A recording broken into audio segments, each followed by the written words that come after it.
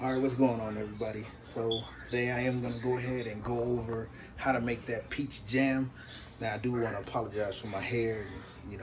It's that quarantine life. This is what that look like. So we're going to go ahead and get to it. And I'm going to tell you everything you're going to need to make that jam, all right? All right, so this is what you're going to need to make this jam. So you're going to need some peaches, a jar or two, some sugar, a measuring cup, and a stirring spoon in a pan. And also you'll need something to strain the mix it once you're done. You want to look like that because you're going to want to add water, and you want to rinse them because you want to get those preservatives off them peaches.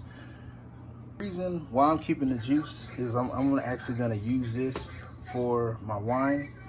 It turned out it actually didn't have any preservatives in it, just got citric acid. So I'm gonna go ahead and add that to my apple wine. But that's another video for another day.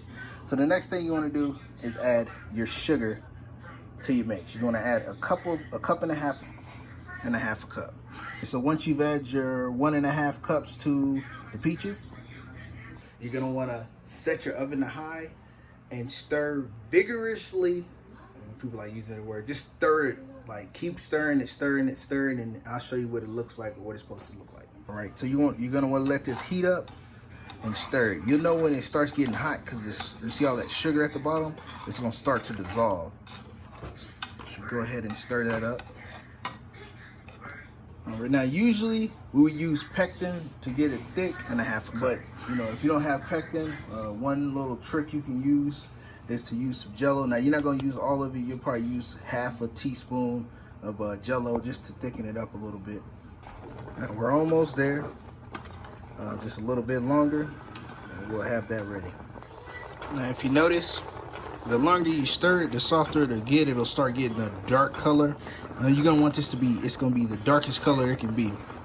And this will still be mushy. Now you can do this with any other kind of fruit. You can use pears, you can use oranges. When you use oranges, you pretty much are making a marmalade. There we go. When you use oranges, you use the marmalade, but with the oranges, you're using the peel as well. All right, now you see how this consistency is real thick from that watery stuff we had. Just go ahead and mix it for a little while longer. And then we're gonna strain it and jar it. Just make sure you keep mixing. See that? Now that's beautiful right there. And that's all thick. Probably won't cook it no more after this. This will be it. Then we're gonna jar it. Now one tip that I want to tell you before you jar it, you want to make sure that you heat the jar first. You're going to want to let this cool down just a little bit, but not too much. And you also don't want to overcook this because then that's how you get candy. And that's a whole nother ball game. Now the easiest way to transfer this to the jar is go ahead and use a measuring cup or a small cup. Because then that way when you scoop it, you can actually be able to pour it inside that jar. And go ahead and pour that in that jar. Now what you're going to want to do is let this sit in the refrigerator overnight, and voila,